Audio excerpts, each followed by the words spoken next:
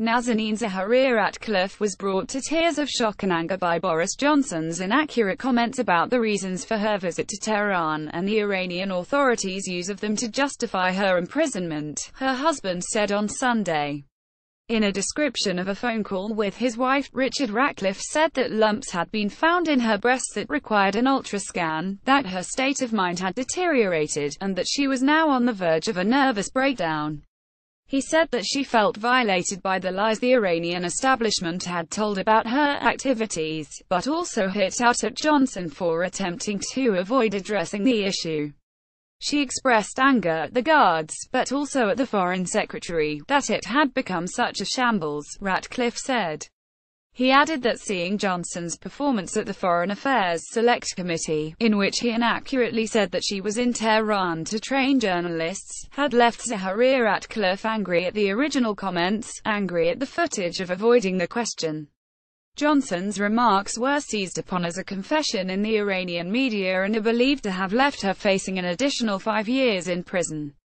Despite his wife's frustration at these events, Ratcliffe added that he had held a positive phone conversation with Johnson in which the Foreign Secretary said he was deeply sorry for Nazanin's suffering. And Ratcliffe declined to join persistent calls for the Foreign Secretary's resignation, saying that in his view Nazanin's interests are not served by more instability. He went on: Justice Tulip Sadiq is Nazanin's Member of Parliament, and has pushed the government. Boris Johnson is Nazanin's Foreign Secretary, her government's voice vis-a-vis Iran. Both have a crucial role in the weeks ahead to stand up for Nazanin, and finally to bring her home. The 20-minute call was the first conversation Ratcliffe had held with the Foreign Secretary or his predecessor, Philip Hammond, since ZaghariRatcliffe was imprisoned in April 2016. Ratcliffe said that the two had agreed to meet in the next few days. Ratcliffe's decision not to call for Johnson to quit appeared to give the Foreign Secretary some breathing space on another difficult day on Sunday, after Michael Gove risked further inflaming the situation by saying that he did not know why ZaghariRatcliffe had been in Tehran. Defending the Foreign Secretary on BBC One's Andrew Marr show, Gove was asked what he thought ZaghariRatcliffe was doing in Iran when she was arrested. Gove replied, "I don't know. One of the things I want to stress is that there is no reason why she should be in prison in Iran as far as I know." Those comments contradicted the government's official position that she was there on holiday. Told by Marr that ZaghariRatcliffe's husband, Richard, said that this was why she had been there, Gove said, "I take exactly her husband's assurances in that regard. Her family are the people who should know." ZaghariRatcliffe, a 38-year-old project manager with the Thomson Reuters Foundation, has been in prison since her arrest in Tehran in April last year. The charity worker was accused of plotting to topple the regime, which she denies, and later sentenced to 5 years in prison. In a wide-ranging update on her situation, Ratcliffe also revealed that she was taken to hospital on Saturday after lumps were identified in her breasts. Nazanin was taken to Iran Hospital, Tehran, to see a specialist and conduct an ultra, he said. New lumps had been identified in each of her breasts. Nazanin has been complaining of sharp stabbing pains in her breasts for some months. Her breasts have been painful since month 5 of her detention.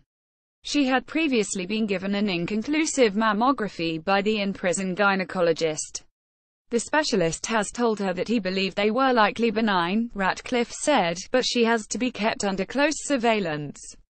Ratcliffe said his wife had told him that her mood was now uncontrollable. She loses her temper over the smallest things, he said.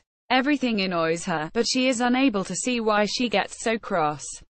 He added that she is quick to feel like others are ganging up. She noted that she is very down, that she cannot handle all this. It is too much pressure, as she becomes part of hostile daily news. Nazanin reports feeling continually restless and out of focus, unable to concentrate on things like reading. This weekend she again suggested she is on the verge of a nervous breakdown, a perpetual sense of not knowing what to do, he said. Michael Gove left, and Sadiq Khan appear on the Andrew Marr show. Khan said Boris Johnson should resign or be sacked. Photograph Jeff Overs. BBC Ratcliffe said that he was appreciative of media attention to the case in recent days and held out hope that it had focused political attention on his wife's fate. As her husband, my complaint is not that Nazanin's imprisonment has become a diplomatic incident this past week, he said. It is that it wasn't for the 19 months before. I thank everyone for their part in making that shift. Earlier, Gove's comments on the Andrew Marr show had drawn a disbelieving response from political observers. John Trickett, the shadow cabinet office minister, said Gove's comments were designed to protect a fellow minister, but had harmed a British citizen's chances of being freed. Boris Johnson's cavalier approach to international diplomacy is compounded this morning by Michael Gove claiming he has no idea what Nazanin ZaghariRatcliffe was doing in Iran. It has always been clear she was on holiday visiting her family. It appears Gove is more interested in protecting Johnson's job than the liberty of a British citizen in jail in Iran. Theresa May must ensure Nazanin ZaghariRatcliffe does not pay the price for her minister's bungling. One Conservative backbencher spoke for several contacted by The Guardian on Sunday who said they were angered to see Gove's defense of Johnson, which came shortly after reports that they had collaborated on a letter to Theresa May setting out their demands for how the government should prepare for Brexit. The two men famously fell out when Gove withdrew his support of Johnson's leadership campaign last year and ran himself instead. It is all about protecting his new best mate. It is as appalling as it is pathetic, the MP said. But other senior Tories backed Gove's comments. Crispin Blunt, the former chair of the Foreign Affairs Select Committee, said why would Michael Gove know what she was doing? Far from dissembling, he was being honest. I understand this lady has joint Iranian British nationality. They have consular rights over her. That makes the exercise of our consular rights and duties towards her even more difficult. Sadiq Khan told Marr that Johnson should resign or be sacked following his long list of gaffes as Foreign Secretary. The London Marr raised questions about Johnson's suitability for the role after renewing calls for an apology and clarification over the minister's remarks.